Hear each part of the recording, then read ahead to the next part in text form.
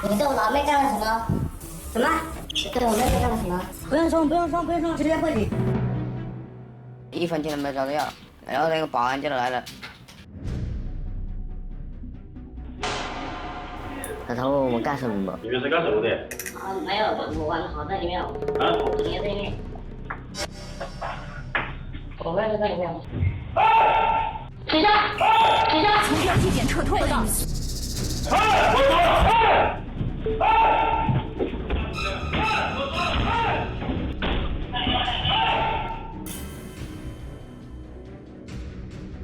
要报警不？要报警不？你别走啊！你这里干嘛？别走！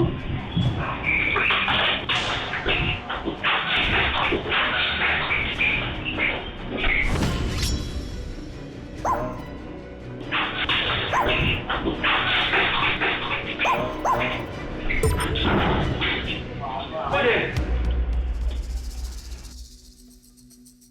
根据我们的询问和调查，发现朱某和朴某两人的说法是完全不一致的。